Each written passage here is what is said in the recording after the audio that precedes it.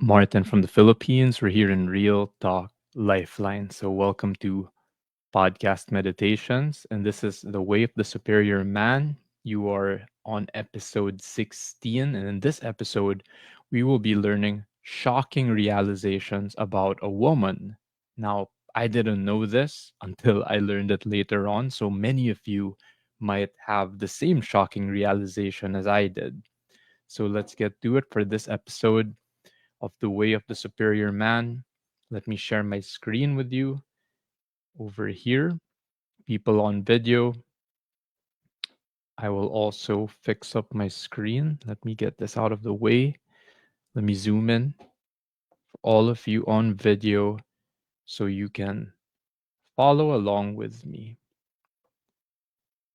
Okay, better view for you. There we go. Let's begin. So, the best lessons for this episode, this chapter is called She Doesn't Really Want to Be Number One. Whoa, what does that mean? So, a lot of us grew up in society and then we treat our girl, our woman, our wife as the number one priority, right? Number one above everyone, above yourself, above everything. Now, well, what's the lesson here? She doesn't really want to be number one.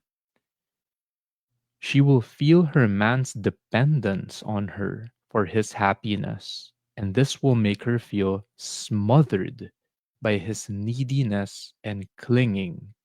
So, this is actually not a good thing. The next line says, a woman really wants her man to be totally dedicated to his highest purpose and also to love her fully. So, this is such a great reminder that the number one thing that matters for a man is his highest purpose.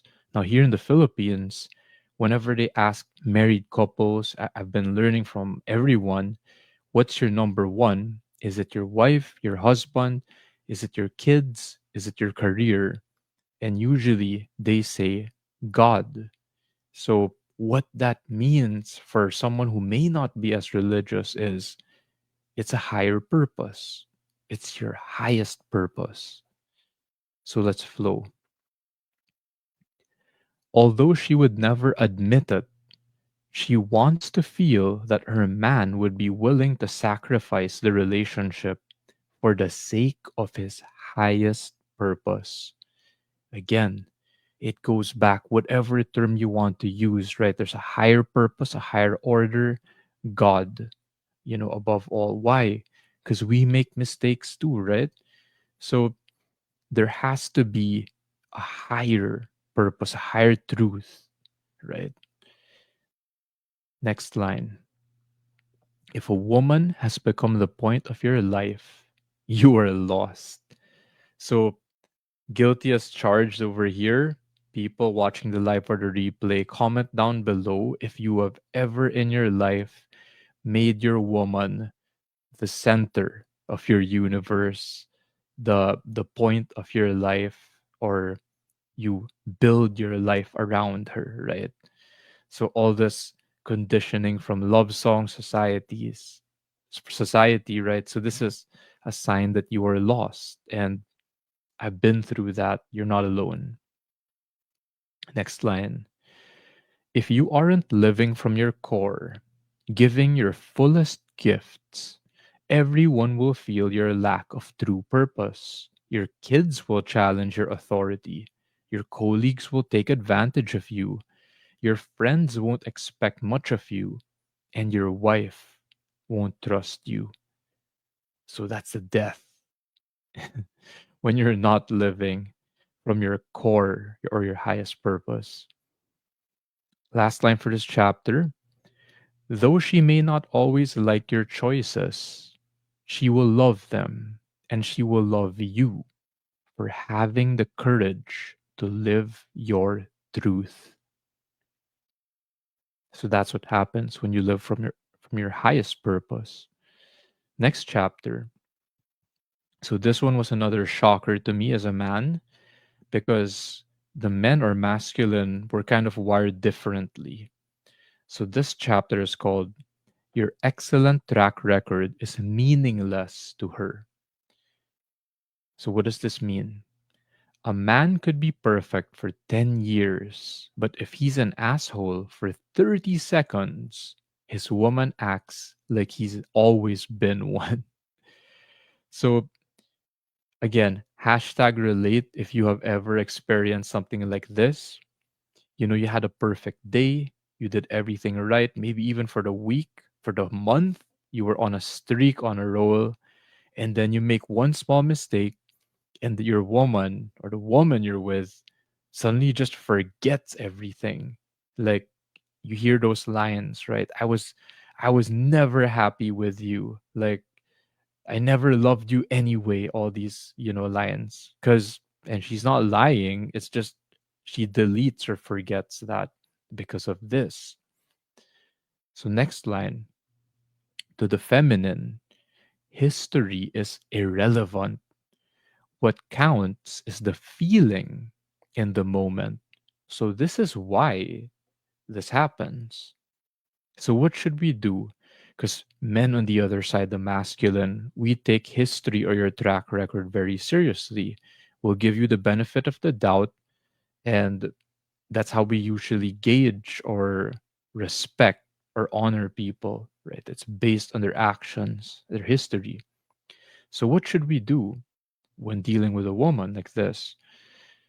Restore love and happiness in the present moment. Don't justify your little mistake by referring to your long line of successes. So, why? Because it just won't work. And this is the summarized or quick hits version, just to keep it simple. So, let's flow to the last chapter for this episode. And this all flows and relates. She wants to relax in the demonstration of your direction. So, what does this mean? A woman must be able to trust you to take charge. This is true financially, sexually, emotionally, and spiritually. The man doesn't have to actually do all the work, but he must be able to steer the course if his woman is going to relax into her feminine without fear. Next line. Some women want to be in charge most of the time. This desire to guide direction, handling the remote control for the TV, or choosing the city in which to live, is a masculine desire in men and women. If your woman has a more masculine essence, she will prefer to be in charge of the direction of your lives most of the time. For some women, this is great. They need to develop their own masculine energy.